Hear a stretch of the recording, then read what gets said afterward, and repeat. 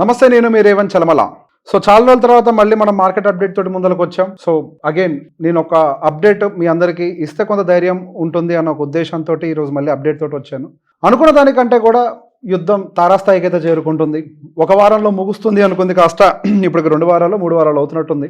ఇది ఇంకొక 2 వారాల దాకా కూడా ఆగే పరిస్థితులు అయితే కనిపించట్లేదు. ఇక్కడ యుద్ధం అనేది కేవలం ఒక ఇరాన్ అండ్ ఇజ్రాయెల్ మధ్యలో జరిగినట్లయితే పెద్ద సమస్య కాదు. అమెరికా ఇన్వాల్వ్ అవ్వడం పెద్ద సమస్యగా మారింది. అమెరికానే యుద్ధం మొదలుపెట్టింది కరెక్ట్గా మాట్లాడాలంటే.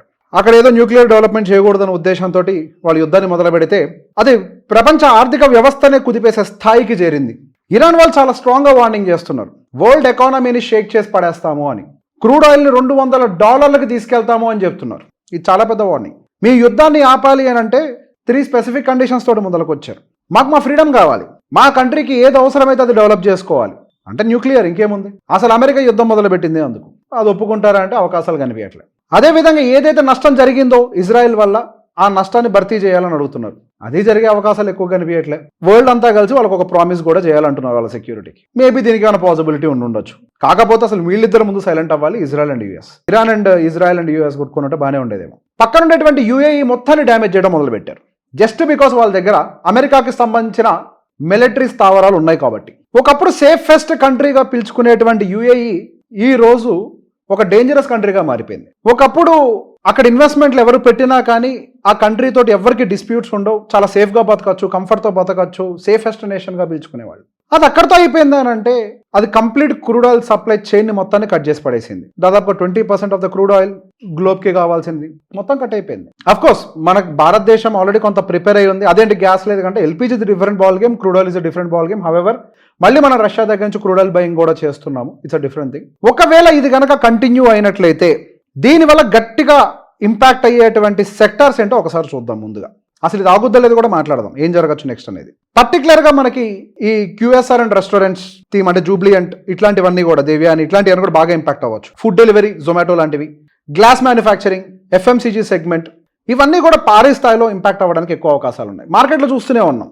గ్యాస్ సరఫరా బాగా తగ్గిపోయింది అని.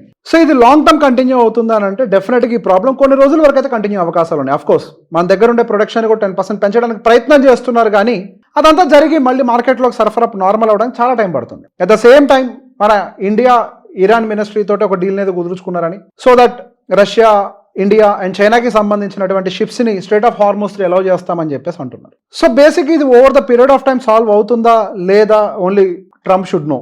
ఇక్కడ దేవుడు ఏదైనా కానీ దేవుడికి తెలుసు అని అంటాం, కానీ ఇక్కడ ట్రంప్కి మాత్రమే తెలుసు ఏం జరుగుతుంది అనేది. సరే యుద్ధం చేస్తూ సైలెంట్గా ఉన్నాడు అని అంటే అది కూడా కాదు. మళ్ళీ టారిఫ్ రిలేటెడ్ అదేదో 301 టారిఫ్, సెక్షన్ 301 తీసుకొని వచ్చి మళ్ళీ ఒక 7 to 25% వరకు కూడా టారిఫ్ వేయడానికి వెసులుబాటును ఎత్తుక్కునే ప్రయత్నం చేస్తున్నాడు.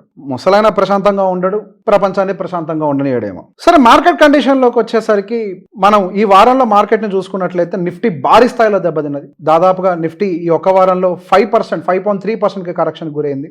స్మాల్ క్యాప్ కంపారిటివ్లీ తక్కువ 3.66%, అండ్ మిడ్ క్యాప్ విషయంలోకి వచ్చేసరికి 4.48%, అండ్ ఎక్కువ హిట్ తీసుకుంది మాత్రం ఆటో, 10.6% హిట్ తీసుకుంది. క్రూడ్ ఆయిల్ ఇంపాక్ట్ డైరెక్ట్గా ఆటో మీద కొంచెం ఎక్కువగా ఉంటుంది.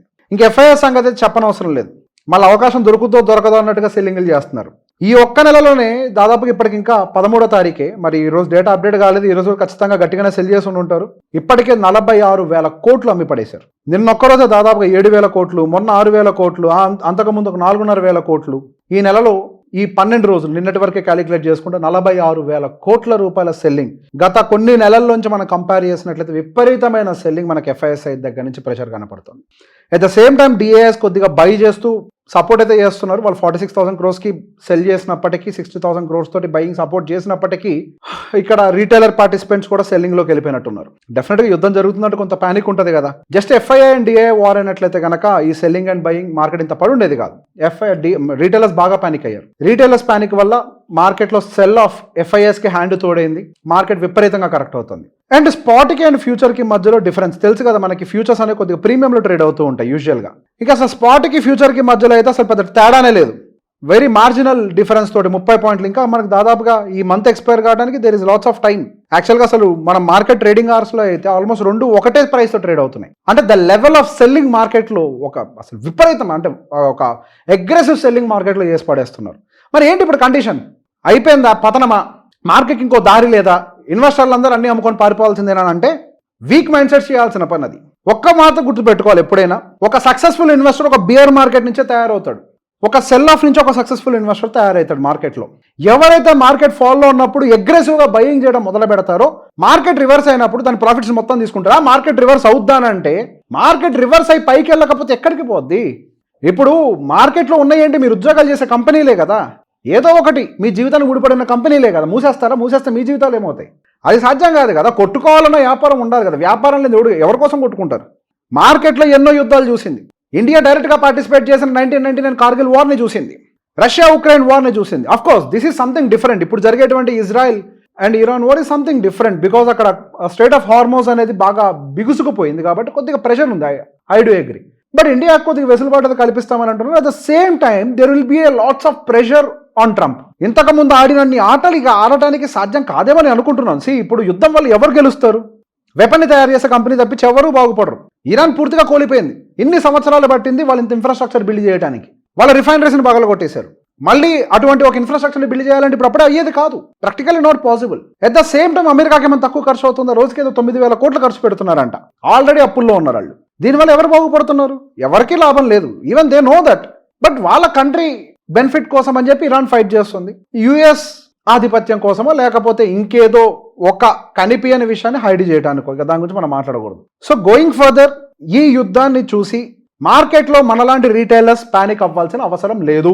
మార్కెట్లో ఎవరైతే డౌన్ సైడ్ని క్యాప్చర్ చేస్తారో వాళ్ళే మార్కెట్లో హీరోస్గా ఎదుగుతారు. మార్కెట్ ఆల్రెడీ జరగాల్సిన కరెక్షన్ ఆల్రెడీ జరిగిపోయిందని గట్టిగా నమ్ముతున్నాను.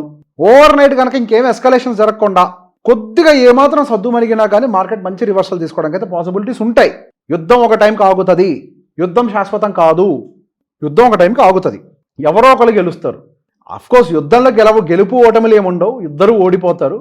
ఈగో పరంగా ఒకళ్ళు అయితే గెలుస్తారు. ఒక టైంకి మార్కెట్ బాటమ్ అవుట్ అవుతుంది, మార్కెట్ రివర్స్ అవుతుంది. సో ఇటువంటి టైంలో ఎట్టి పరిస్థితుల్లో ప్యానిక్ అవ్వద్దు. ప్యానిక్ అయితే నష్టపోయేది ఇన్వెస్టర్లే, మన డబ్బులే పోతాయి. ఓపిక్గా ఈ టైంలో కనుక డౌన్ సైడ్ యావరేజింగ్ చేసుకోగలిగితే మంచిగా స్మాల్ క్యాప్ 20% ఫాల్ అయింది. లాస్ట్ 1.5 year నుంచి ఎటువంటి రిటర్న్స్ ఇవ్వట్లేదు. వాటి వాల్యుయేషన్స్ అని చీపర్ అయ్యే, ఎర్నింగ్స్ బెటర్ అవుతున్నాయి. Take this is an advantage. మంచి బయింగ్ పవర్ని చూపించాలి ఈ టైంలో. ఎక్కడికి పడిపోతుంది? మహా అయితే ఇంకో 5% పడుతుంది. It's okay. మనం ఆల్రెడీ లాస్ట్ 1.5 year కన్సాలిడేషన్లో ఉన్నాం. స్మాల్ క్యాప్లో 20% డిస్కౌంట్లో ఉన్నాం. ఇంతకు మించిన అద్భుతమైన ఆపర్చునిటీ మళ్ళీ దొరుకుతుందని కూడా నేను అనుకోవట్లే. ఇప్పుడు మార్కెట్ రేవంత్ పైకి వెళ్తున్నా కదా, ఎందుకు కిందకు వచ్చిందంటే యుద్ధం నేను కాదు కదా మొదలుపెట్టింది. Unforeseen situations, this will happen and market is almost near the bottom levels. This is my expectation. Any point of time market will reverse from here. Thank you very much.